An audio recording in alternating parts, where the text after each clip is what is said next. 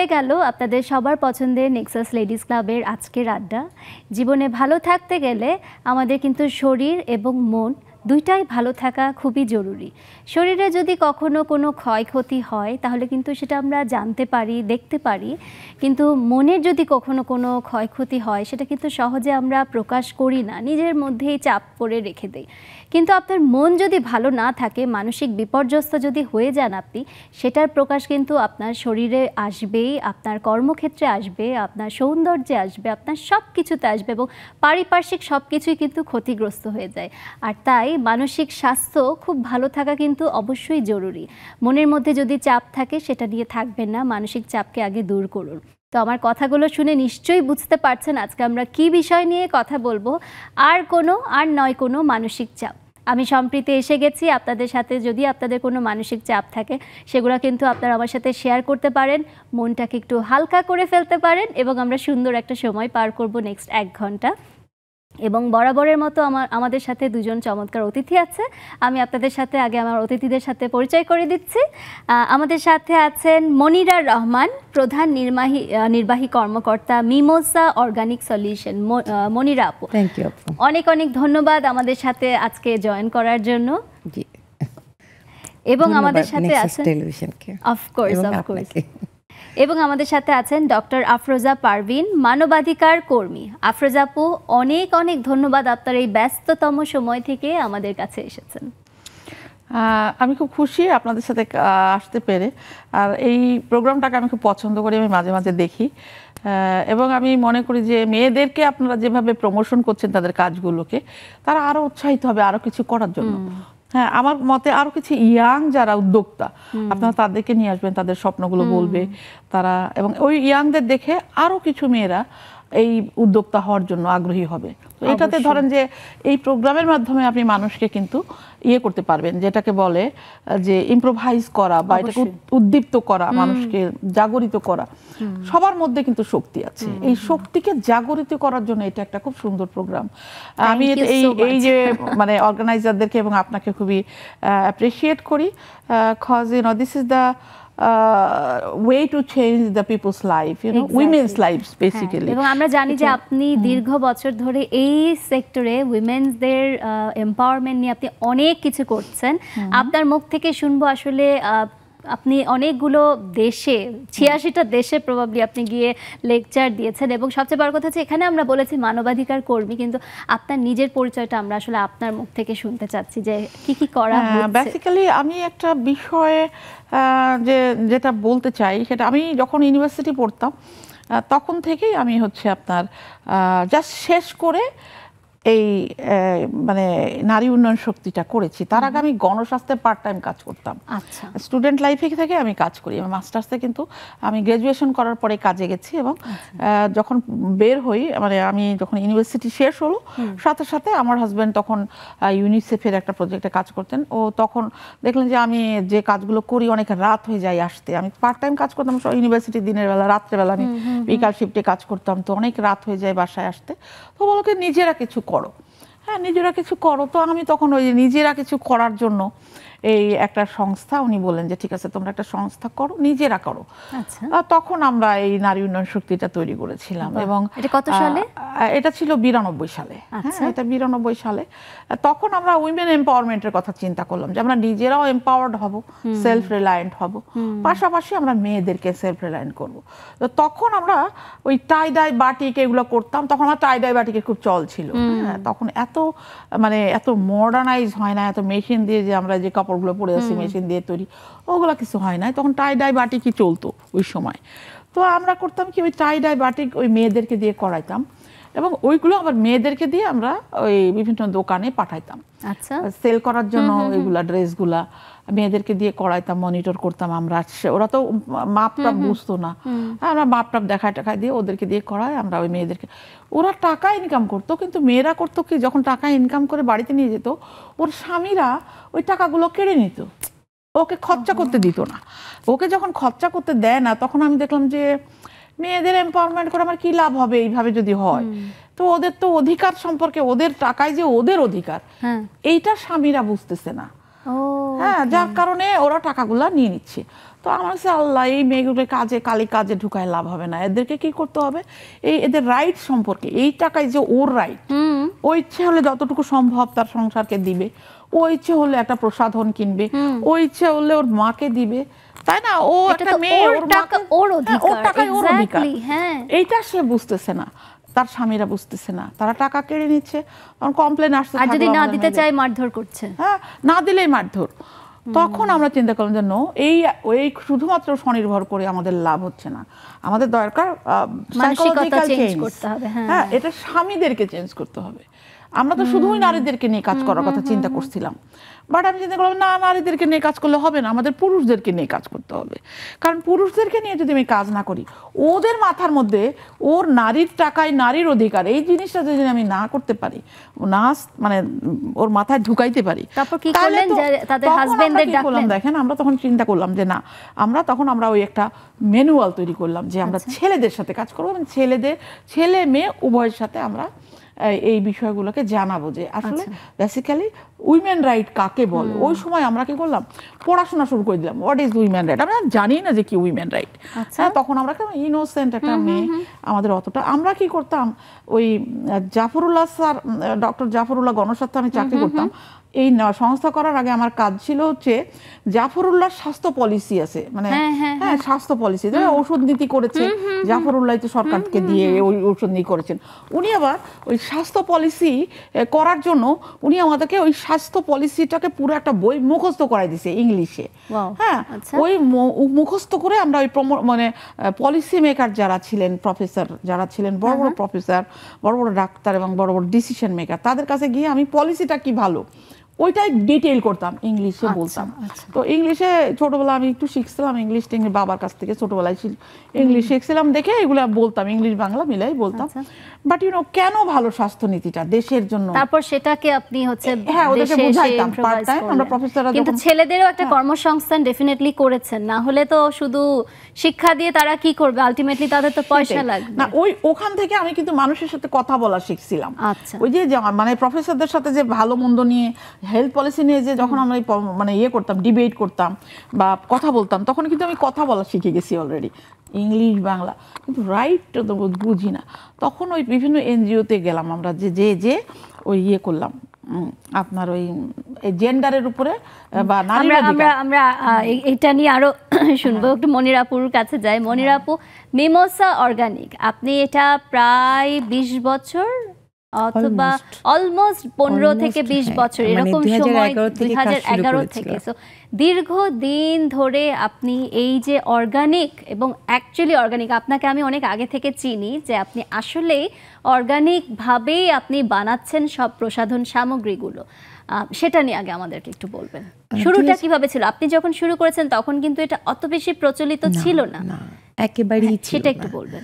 তো 2011 থেকে কাজ শুরু করি। তো প্রথমত আসলে মূলত আমার নিজের জন্যই কাজ করা শুরু, নিজের জন্য। তখন আসলে বিজনেস জিনিসটা চিন্তা করিনি, আমার নিজের প্রয়োজনে, বাচ্চাদের প্রয়োজনে শুরু করি। কি কি করা হতো? মেনলি হচ্ছে ওটস দিয়ে একটা জিনিস শুরু করলাম, যেটা হচ্ছে ড্রাই মানে ক্লিনজার, ড্রাই ক্লিনজার, ওটস দিয়ে। কারণ তখন আমার বোন বাইরের থেকে আমার জন্য ক্লিনজার নিয়ে আসতো বাচ্চাদের জন্য, তো সবসময় আসলে অ্যাভেলেবেল ছিল না, ওটা হচ্ছে ওটস মিলের অয়েল ছিল। তো দেন ওটস দিয়ে শুরু করলাম আমি ক্লিনজারটাই করা। এবং আমার যেটা মনে হতো, 2টা বেবিকে নিয়ে, আমার 2টা বাচ্চাকে নিয়ে যখন প্রতিনিয়ত সব কিছু ম্যানেজ করতে হতো, এবং মাস্টার্স মানে এমএসসি শেষ করতে না করতেই যখন বেবি কনসেপ্ট করলাম, তো তখন আসলে যেটা হলো, প্রতিনিয়ত একই কাজ করতে হয় কিন্তু আমাদের মাদের, এবং কখনো আসলে কাজ করব না, নিজে কিছু সেলফ ডিপেন্ডেন্ট হব না, এটা চিন্তা করিনি। তো সেখান থেকে প্রতিনিয়ত ইচ্ছা ছিল কিছু একটা করব, কিছু একটা করতে হবে। এই ধারণা থেকেই একটু একটু করে, যখন 2 বাচ্চা পিঠাপিঠি আমার, তো ওই সময় আসলে কাজে জয়েন করার মতো আমার সাপোর্টিভ কেউ ছিল না, তো হেল্পিং হ্যান্ড ছিল না। আমার মা আমার সাথে থাকতেন, কিন্তু মাকে আসলে টেক কেয়ার করতে হতো, আমার মা শিখছিলেন। তো তখন একটু একটু করে পড়াশোনা শুরু করি, সাথে পাশাপাশি কাজ শুরু করি। তো ওখান থেকে একটু একটু করে শুরু, দেন থাকে না যেটা নর্মালি এখন সব যত অর্গানিক দেখবেন, পেজ বলবেন, ওয়েবসাইট বলবেন, আমাদের লোকাল বাংলাদেশের যেগুলো আছে সবাই একই কথা বলে। তো আমার আসলে না এগুলো অ্যাকচুয়ালি এখন বলতে রীতিমতো আমি আসলে ব্যাঙের ছাতার মতো ভরে গেছে। তো সবকিছু মিলে বলতেও আফটার কোভিড আমি বলবো যে এখন তো ফেসবুক খুললেই এই অর্গানিক, এই থানাকা, এই সেই, কিন্তু আপনার হচ্ছে একদম পিওর ওট মিল দিয়ে ক্লিনজার। আর কি কি আইটেম গুলো আছে সেগুলো অয়েল আছে একটা, যেটা এটা হচ্ছে মিক্স, যেটা হেয়ার সলিউশন নাম ওটার, কারণ হচ্ছে আমাদের হেয়ার সলিউশন চুলের জন্য। আর একটা হচ্ছে আমাদের ড্রাই স্কিন রিলেটেড, প্লাস হচ্ছে অল টাইপস স্কিনের জন্য একটা আছে, যেটা হচ্ছে face and body butter. Face and body butter, আচ্ছা ওটা কি দিয়ে করা হয়? ওইটা হচ্ছে essential oil, shea butter, cocoa butter, shea butter, cocoa butter দিয়ে আপনি একদম বডি বাটারটা করেছেন। তো এটা গেল। আর একটা হচ্ছে hand and feet, hand and feet care. তো মেইনলি এইটা। আর একটা হচ্ছে অ্যাক্টিভ প্লাস একটা আছে যাদের স্কিন সুপার সেনসিটিভ থাকে, বাট ওদের জন্য। তো হ্যান্ড এন্ড ফিটটা যেটা হচ্ছে মেইনলি রোজমেরি, জোজোবা, মানে এসেনশিয়াল অয়েল আছে, রোজমেরি, ক্যাস্টর অয়েল আমাদের নর্মালি এগুলোতে কিছু কিছু ক্ষেত্রে ইউজ করতেই হয় স্কিন রিলেটেড, যাদের মানে মেডিকেটেড হতে গেলে ম্যাক্সিমাম সময় এই টাইপের কিছু কিছু জিনিস লাগে। তো ওইটা, এবং আমার মেইন ছিল যে আমরা সবাই আসলে এই সময়টাতে এত ব্যস্ত হয়ে গিয়েছি, অনেক কিছু করার আমার কাছে মনে হচ্ছে আমি অনেক কিছু করতে অনেক কিছু করছেন আপনি, অনেক কিছু সময় পাই না যে স্কিনের জন্য এই টোনার ইউজ করবো, অনেকগুলো স্টেপ ইউজ করা যায় না প্রতিদিন। বাট মিনিমাম একটা যেন প্রতিদিন আমি কাজ করতে গিয়ে নিজের যত্নটুকু যেন নিজে প্রপার করতে পারি, এই যে করতে পারি, এটা যে আমার যেন ওয়ান স্টপ সলিউশন হয় যে কোনো একটা প্রোডাক্টে, যে আমি ক্লিনজারটা দিয়ে আমি কখনো যদি একটু সময় পাই আমি একটু ফেস ওয়াশ করে নিতে পারি, চাইলে ওটা মাস্ক ইউজ করতে পারি, ওটা শাওয়ার স্ক্রাবার হিসেবে ইউজ করতে পারি। এটা মানে সবগুলোই তাই। এবং চুলের দেখা যায় যে আমরা নর্মালি সবাই এখন এত কিছু ইউজ করি, কালার, রিবন্ডিং, অনেক কিছু করি আমরা, তো চুলের অনেক ড্যামেজ হয়। তো এটার জন্য যেন আমাদের আসলে বারবার কি আসলে পার্লার কিংবা অনেক কিছু করার সময় থাকে, ওইটা দিয়ে সব পারপাস সার্ভ করে। আবার ফেস অ্যান্ড বডি বাটার যেটা আছে ওইটা বেসিক্যালি আপনি নাইট ক্রিম হিসেবে ইউজ করতে পারবেন, চাইলে ওটা প্রাইমার হিসেবে ইউজ করতে পারবেন, মেকআপ রিমুভার হিসেবে ইউজ করা যায়, ময়শ্চারাইজার তো ডেফিনেটলি। তো যাদের বেশি ভালো কাজ করে আমার প্রোডাক্টগুলো যাদের ড্রাই স্কিন। বাহ, খুবই সুন্দর, খুবই সুন্দর। আপনার এই মিমোসা নিয়ে আমরা আরও শুনবো, আসলেই খুবই ভালো। এবং আপনি নিজের থেকে নিজের উদ্যোগে, ওই সময় 2011-তে খুব বেশি তখন ছিল না প্রসাধনী সামগ্রী একদম অর্গানিকভাবে, খুবই ভালো। আমরা মনিরাপু, আমরা আপনার কাছে আরও শুনবো। দর্শক, দুইজন চমৎকার অতিথি এসেছেন। একজন তো মানে মানবাধিকার কর্মী, মানে উনি মোর দ্যান 20 এনজিওর সাথে কথা আপনি মনে হয় কাজ করেছেন, আর 45 ডোনারের সাথে আপু কাজ করছেন, আফরোজা আপু এবং মনির আপু তার নিজস্ব অর্গানিক প্রোডাক্ট নিয়ে কাজ করছেন। আপনাদের মানসিক চাপ থাকলে এখনই জয়েন করুন, সব ধরনের শারীরিক মানসিক সব ধরনের সলিউশন কিন্তু পাবেন আমাদের আপুদের কাছ থেকে। আমরা একটা ছোট্ট বিরতিতে যাচ্ছি, সাথেই থাকুন।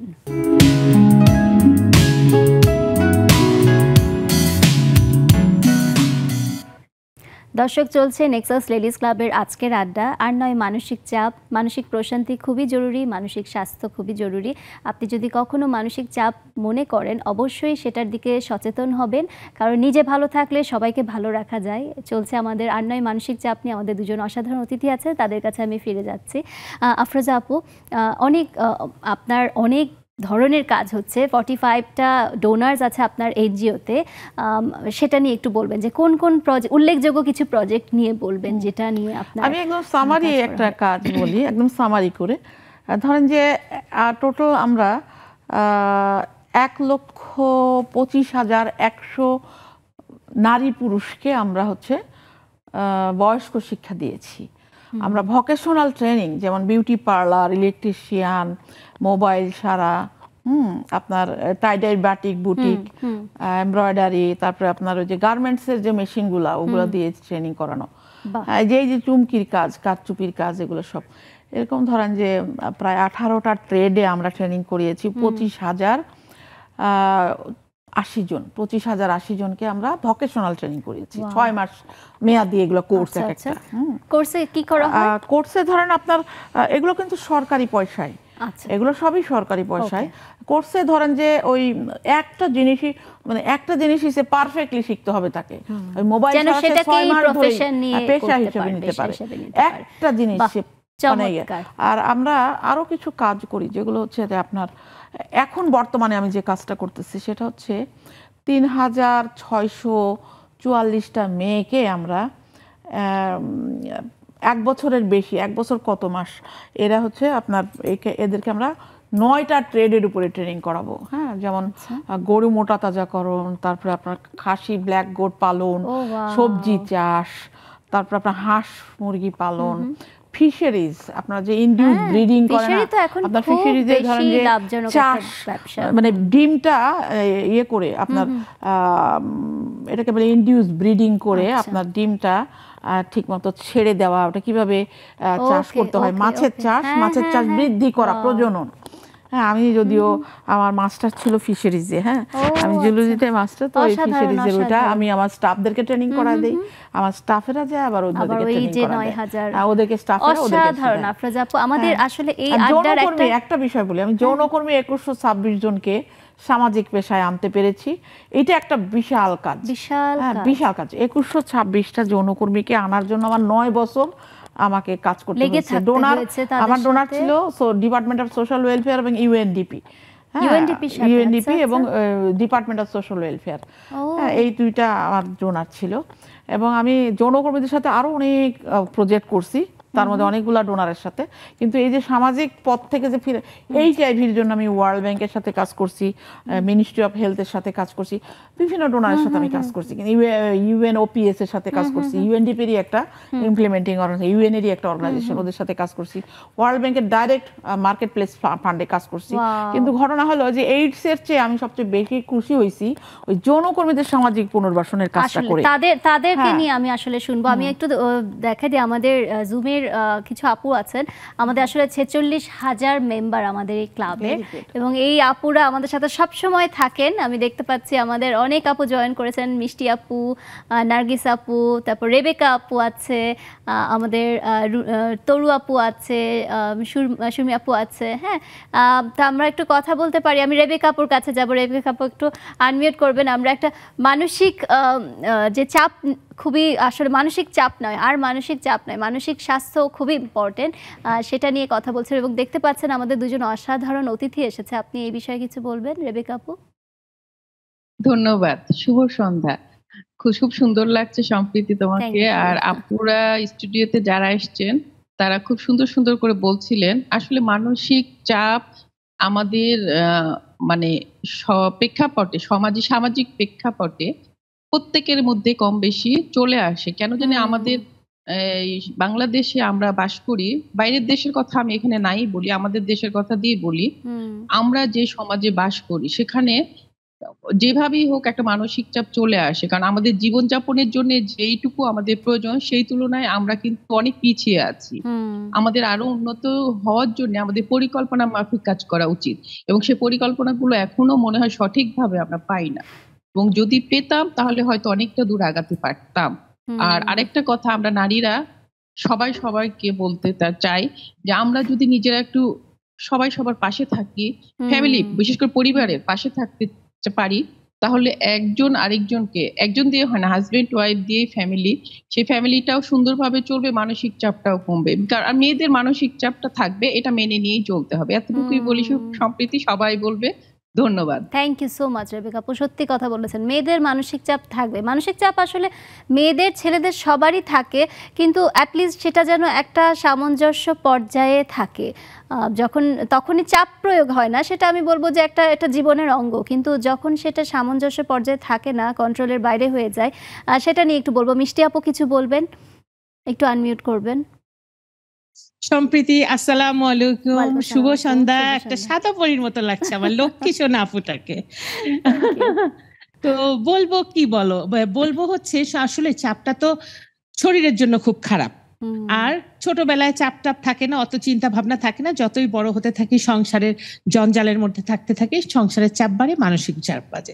তো চাপ বাড়িয়ে বা অনেকের আছে বেশি টেনশন করে, লাভ নাই, কিন্তু কোনো লাভ নাই। তো যতক্ষণ পারবো চাপ মুক্ত থাকার চেষ্টা করব।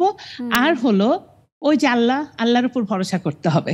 সকল সমস্যার মালিক উনি, ওনার কাছে আমরা সমাধান চাইবো। আর অত কিছু লোভ লালসা, অনেক চাওয়া পাওয়া যদি না থাকে, আমি মনে করি চাপটা কম থাকে। আমি Thank you চেষ্টা so করি much, হ্যাঁ। খুব বেশি না ডিমান্ড করতে এবং আল্লাহর উপর ভরসা করতে। থ্যাংক ইউ সো মাচ মিষ্টি আপু, খুব সুন্দর কথা বলেছেন। মনির আপু, ওই যে আমরা চাপ নিয়ে কথা বলছি, স্বাভাবিক একটা বিজনেস যখন রান করেন এবং আপনি যে অর্গানিক নিয়ে কাজ করছেন, হ্যাঁ, সাকসেস যে সবসময় আসবে সেটাও না, আবার সাকসেসের দুইটা পর্যায়ও আছে। একটা হয় যে হ্যাঁ আপনি কাজটা ভালো হচ্ছে, কিন্তু ফাইন্যান্সিয়ালও একটা সাপোর্টের ব্যাপার থাকে, যদি সেটা না উঠে আসে তখন কিন্তু একটা মানসিক চাপ থাকে।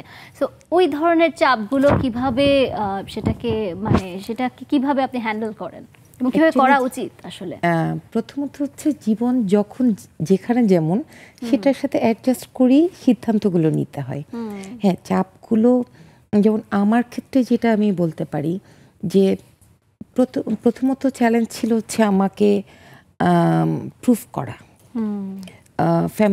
ফ্যামিলিতে প্রুফ করা, সোসাইটিতে প্রুফ করা, এটা। এবং প্রতিটা এন্টারপ্রেনারদের ক্ষেত্রে যেটা হয় সবারই বাট এই ক্ষেত্রে যেটা হচ্ছে যে প্রতিটা ক্ষেত্রেই একটা চাপ থাকে।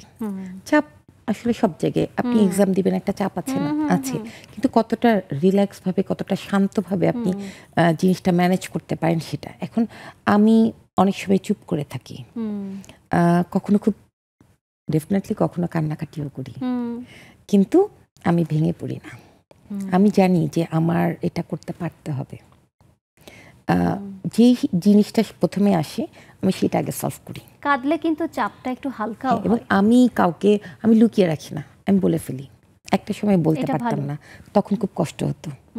না বলতে পারলে তো ভিতরে আরো ওটা আটকে থেকে আরো কষ্ট হয়। সবাই সব জায়গায় যাবে না, সমান হবে না। যেমন যে কোনো একটা ফার্স্ট তো একজনই হবে, ফার্স্ট তো দুইজন হতে পারবে না। সো আমি আমার কাজটুকু করছি আমার জন্য, আমি মনে করি আমি বেস্টটুকু দেওয়ার চেষ্টা করি। থ্যাংক ইউ, খুব সুন্দর কথা বলছেন। আপনার আপু যে মানসিক চাপ মানসিক স্ট্রেসের উপরে একটা কথা বলতে চাই। হ্যাঁ, আমি আপনাদের সবার জন্য বলতে চাই, মেয়েদের জন্য। হ্যাঁ, আপনি কিন্তু নিজের চাপের কথা চিন্তা না করে যদি আপনি মনে করেন যে পরিবারের আর কার উপরে কিসের চাপ, তখন আপনাকে কিন্তু রিল্যাক্স মনে হবে। কারণ আমি দেখেন, আমি এই কথাটা বললে অনেকে আমার বিরুদ্ধে চলে যাবে, কিন্তু তারপর আমার বলতে হচ্ছে। কারণ আমি সারা বিশ্বের আমি বলেছি যে আমি বহুবার সারা দুনিয়ার মেয়েদের সাথে মিশেছি। আমি বেশিরভাগ কনফারেন্সগুলো হয় সবই জেন্ডার বেসিসই বেশি। হ্যাঁ, নারী পুরুষ বৈষম্যের উপরেই আমাদের কাজ কারবার, কনফারেন্সগুলো এগুলাতে আমি প্রেজেন্ট করি। কিন্তু ঘটনা হলো দেখেন, সারা দুনিয়ার চেয়ে কিন্তু আমাদের বাংলাদেশের মেয়েরা অনেক ভালো পজিশনে আছে, আমার কাছে তাই মনে হয়। কিভাবে, কেন মনে হয় দেখেন, আমি আপনাকে বলি। আমাদের দেশের ছেলেরা জন্ম থেকেই তারা বিশ্বাস করে যে আমাকে আমার ওয়াইফকে পালতে হবে, তাকে খাওয়াইতে হবে, আমাকে কামাই করতে হবে, কষ্ট করে দুনিয়ার সাথে লড়তে হবে, আমাকে নিজে তো খাইতেই হবে, আমার ওই পরিবার পুরাটাকেই আমাকে খাওয়াইতে হবে। ওই ছেলেটা স্ট্রেসটাকে চিন্তা করেন, ছোটবেলা থেকে জন্ম থেকে স্ট্রেস নিয়ে মানুষ হয়েছে ওই ছেলেটা, চিন্তা করেন। আর অন্যান্য দেশে একটা বয়ফ্রেন্ড করবে, তার শেয়ার করে করে খাবে, ছেলেটা একবার খাবে না, মেয়েটা একবার খাবে। আর একটা কথা, হ্যাঁ বলি, দেখেন আমি বলি, কেন বলি এই কথাগুলা, আমাদের মেয়েদেরকে এই কথাগুলো সাহস দেওয়ার জন্য বলি। তোমরা নিজেদেরকে এত অসহায় মনে করো না, তোমরা অনেক সাপোর্ট নিয়ে আছো এবং তুমি নিজে আরো ইনকাম করে আরো কন্ট্রিবিউট করো, নিজেকে স্ট্রেসড মনে করো না তোমরা। এই কারণে আমি বলতে চাই, এটার জন্য বলতে চাই, আমি মেয়েদেরকে ছোট করছি না। কেন বলতে চাই, দেখেন ওই দেশের মেয়েগুলা কি করে জানেন, ওই ছেলেগুলা কি করে, বিয়ে করে না, লিভিং টুগেদার করে, বাচ্চা পয়দা করে, উইদাউট এনি রাইট দিনের পর দিন অ্যাবিউজ করে, কোনো ফাইন্যান্সিয়াল সম্পত্তিতে কোনো অধিকার দেয় না, কিচ্ছু দেয় না। চিন্তা করেন, কিন্তু বিয়ে করে না, বাচ্চা নিয়ে তো বসে থাকে, বাচ্চাটা তো নিজের দুজনের সম্মতিতেই হচ্ছে। এই যে দেখেন, মেয়েটা বিয়ে করার জন্য পাগল হয়ে যায়, ওই ছেলেটা বিয়ে করে না, না করে সম্পত্তিতে অধিকার না দিয়ে কোনো মতো ওই 2 জনে মিলে কাম করে খায়। আমরা এখানে এই পর্যায়ে আসবো। এখানে আমি দেখতে পাচ্ছি দুজনের একটু দ্বিমত আছে এবং আমাদেরও প্রশ্ন আছে। আপনি আসলে উল্লেখযোগ্য একটা আমাদের প্রশ্ন আছে, একটা ছোট্ট বিরতি নিয়ে আমি এখনই ফিরছি। দর্শক, সুন্দর আলোচনা আড্ডা হচ্ছে, আপনারা জয়েন করে ফেলেন। একটা ছোট্ট বিরতি নিয়ে এখনই ফিরছি, সাথেই থাকুন।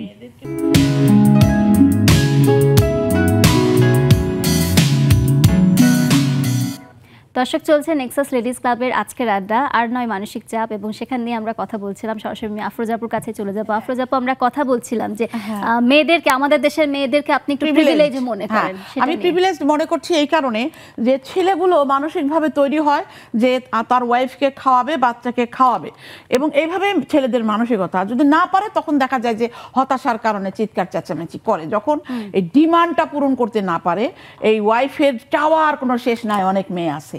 আবার ওই বাচ্চাটারও চাওয়ার কোনো শেষ নাই। আজকাল এত কিছু ফেসবুকে লালাভোলা দিয়ে মানুষকে একবারে মানে এডিক্টেড করে ফেলে যে ওইগুলোর জন্য মানে স্বামীকে মানে চেঁচামেচি শুরু করে দেয়, তখন স্বামীটাও অস্থির হয়ে যায় আসলে। তো এখন এই কারণে আমাদের মেয়েদেরকে বুঝাইতে হবে, চেনাইতে হবে যে তুমি নিজে ইনকাম করো, করে খরচা করো। কিন্তু এখানে আপু আমি একটু যেটা বলবো যে আমাদের দেশের ছেলেরাও তো ঘরের কাজে হাত দেয় না, মেয়েটাকে ঘরের কাজে করতে হবে, ইনকামও করতে হবে। এখন বিদেশে কিন্তু ছেলেরা রান্নাও করে। দেখেন, আমার হাজবেন্ড কিন্তু আমার হাজবেন্ড, আমি বাইরে কাজ করি দেখে সে কিন্তু আমার ঘরের কাজ করে, কারণ সে জানে যে আমি টাকা কামাই করি। এই জন্য আমি বিয়ের আগে আমি বলেছিলাম যে আমি টাকা কামাই কাজ করব। আমি 4টা শর্ত দিয়ে বিয়ে করেছি, জানেন, বিয়ের আগে।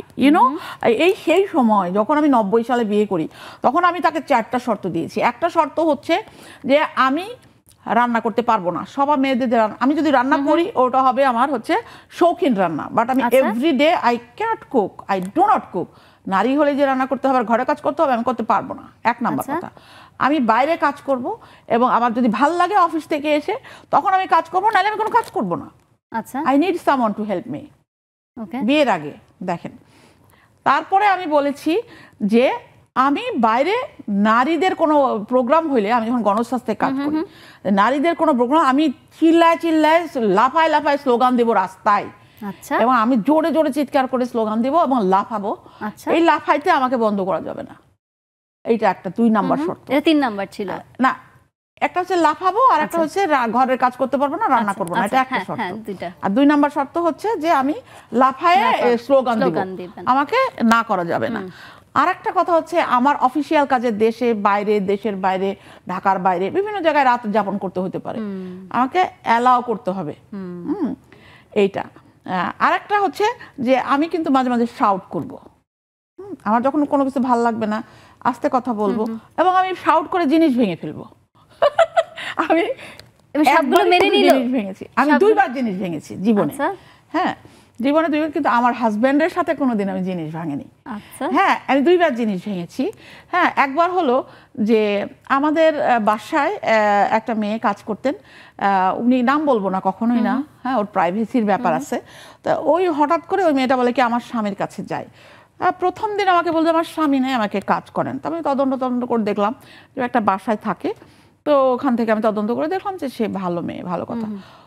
কয়েকদিন পর দেখি কি যে ওর স্বামী বললো যে এরকম স্বামী আমার আবার নিচ্ছে, আমি স্বামীর কাছে যে থাকবো। তো ওর স্বামীর কাছে আমি আবার যেই মানুষই রাখি তাদেরকে আমি একটু তদন্ত করে দেখি, হ্যাঁ, তাদের ব্যাকগ্রাউন্ড চেক করি। তো হঠাৎ করে বললো স্বামী নাই, ওইখানে ওই বাসায় থাকে। আমি তদন্ত করলাম, সে বললো স্বামী নাই। হঠাৎ করে তার না মানসিকভাবে সে পরিবর্তন হয়ে গেছে। তখন আপনি রেগে গেছিলেন? না, রাগি নাই। কি হয়েছে, স্বামী আছে, যাবে, সমস্যা নাই। স্বামীর কাছে সে 100 বার যাক, প্রতি রাতেই যাক, I don't have any problem. But আমি যখন বললাম যে রিয়েলি সে স্বামীর কাছে যায় না, কি আমার তো অনেক লোকজন আছে, ওদেরকে পাঠাই দিলাম যে ঠিক আছে। ও করলো কি, একদিন এক জায়গায় গেল, পরের দিন থেকে আরেক জায়গায় যাচ্ছে, অন্য লোকের সাথে থাকছে, এবং দারোয়ানদের সাথে সে যৌনকর্মীর কাজ করছে রাত্রেবেলা। তো আমি বললাম যে তুমি বললো যে তোমার স্বামী আছে, তো তোমার স্বামীটা কে? তুই রাতে 2 জায়গায় ছিলা। হ্যাঁ, তো এইটা কি হলো? হ্যাঁ, তুমি দুইটা স্বামী তো হতে পারে না, একটা স্বামী থাকবে তোমার। তো কোনটা তোমার স্বামী তুমি আমাকে বলো। এখন যদি তুমি স্বামী যার কাছে যাবা, তুমি ফোন করবো আমি তাকে, তুমি সেখানে যাচ্ছ কিনা। কারণ এখানে আমার বাসার এখানে আমি একটা জিনিস জিজ্ঞেস করবো যে একটা শ্রেণী আছে যারা হচ্ছে এই ধরনের যে কর্মজীবী, মানে আমি বলবো যে ঘরের কাজ করছে, যে সেবা দিচ্ছে আমাদেরকে, তাদের মধ্যে কি এই ধরনের কাজগুলো বেশি দেখা যায়? এটা অভাবের তাড়নায় তারা করছে নাকি? এখন অবশ্য বেশি ইনকাম আমার এখানে তো ধরেন যে যতটা মানে মার্কেটে যতটা মানে আছে রেট আছে আমার, ওদের চেয়ে আমি 1000 টাকা বেশি দেই। আমাদের বাসায় বিল্ডিং এ যতগুলা আয়া আছে তার থেকে আমি 1000 টাকা বেশি দিই। তো আমি মানবাধিকার কর্মী, আমার জন্য 1000 টাকা যায় এক্সট্রা দেওয়াটা। আর এমনি তো পোশাক আশাক সবকিছু ভালো, মানে প্রশাসনিক। আপু আরেকটা জিনিস আপনি একটু আগে যেটা বলছিলেন যে যেরকম আমি একটু আগে আমরা ডিসকাস করছিলাম যে 40 ইয়ার্স অথবা অ্যাবাভ, হ্যাঁ, এই ধরনের যারা মহিলারা আছি আমরা, হ্যাঁ, আমাদের দেশে যারা আছে, তারা দেখা যায় যে যারা একটা ক্যারিয়ারে একটা গ্রোথ, একটা সাকসেসফুল জায়গায় আছে, স্ট্যাবলিশ জায়গায়, তাদের সাথে দেখা যায় যে সবাই সমাজ তাদের সাথে তাদেরকে একভাবে আমি বলবো যে টেক কেয়ার করে কিংবা আচরণটা দেয়। কিন্তু একটা 20 বছরের মেয়ে, 20 ইয়ার্স 22 ইয়ার্সের মেয়ে যদি বাসে ওঠে, তাকে অনেকভাবে কিন্তু হেনস্থা করা হয়। সেক্ষেত্রে যে মানুষের দেখেন আমাদের আমলে তো আসলে আমরা যখন ছোট ছিলাম আমাদের ছেলেগুলো অত ভায়োলেন্ট ছিল না, এবং আমি আমার জীবনে 10টা ছেলেকে থাপ্পড় মারছি, 10টা ছেলেকে টাচ করেছিল, হ্যাঁ, আনওয়ান্টেড টাচ করার কারণে আমি থাপ্পড় মারছি।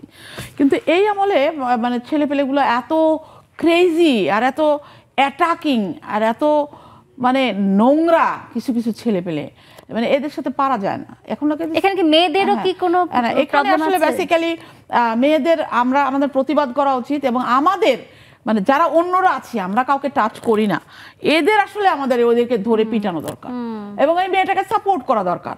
কারণ তাহলে আপনার মেয়ের আরেক সময় এরকম সমস্যার সমাধান মানে ইয়ে হবে। যেমন আমি 10টা ছেলেকে মনির আপু এই বিষয়ে কি বলবেন? মনির আপু বলেন আপনি।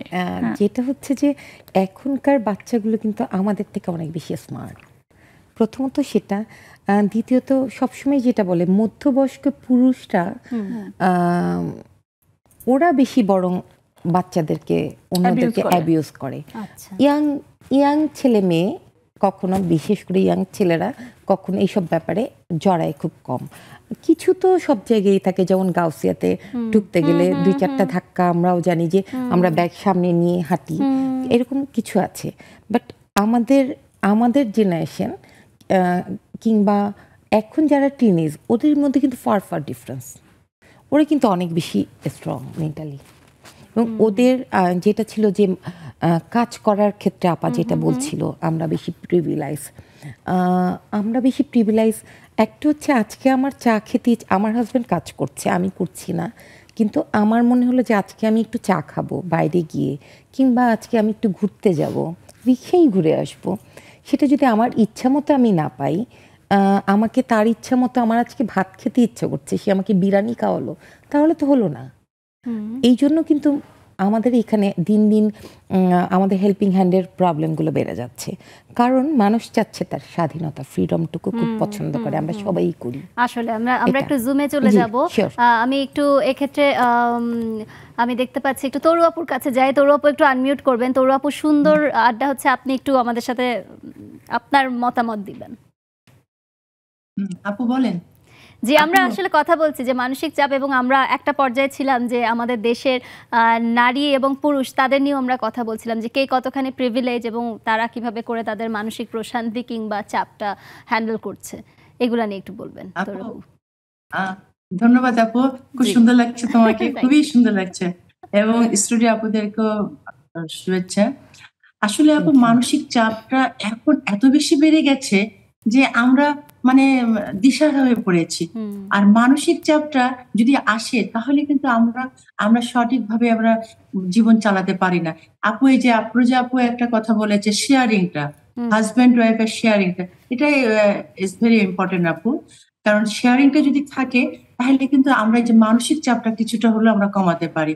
আজকালকার এই যে আরেক আপু বলেছে যে জেনারেশন গ্যাপ, আপু এখনকার যে জেনারেশন আর আমাদের সাথে অনেক আমি দেখছি পার্থক্য, যার ফলে আমরা কি করব যে আমাদের মানসিক চাপটা যে এত আমাদেরকে চলার পথে বাধা সৃষ্টি করছে, সেক্ষেত্রে কিন্তু আপু আমরা মেয়ে হিসাবে বলবো না আপু, মানুষ হিসাবে বলবো, আমাদের বিভিন্ন সৃজনশীল কাজে আমাদেরকে অংশগ্রহণ করতে হবে, সামাজিক কর্মকাণ্ডে আমাদেরকে যেতে হবে। শুধু একদম পরিবারের ভিতরে যে আমাকে আবদ্ধ হয়ে থাকতে হবে এটা না আপু, আমাকে সবকিছুকে আমাকে যদি ম্যানেজ করতে পারি তাহলে আমাদের জীবনটা আপু অবশ্যই সুন্দর হবে, এটা আমি মনে করি। সো মাচ তরু আপু, সুন্দর কথা বলেছেন, খুবই ভালো কথা বলেছেন। আমরা আপু এখনই একটা ছোট্ট বিরতি নিয়ে আসছি। দর্শক সাথে থাকুন, আমরা একটা ছোট্ট বিরতি নিয়ে আবার ফিরছি।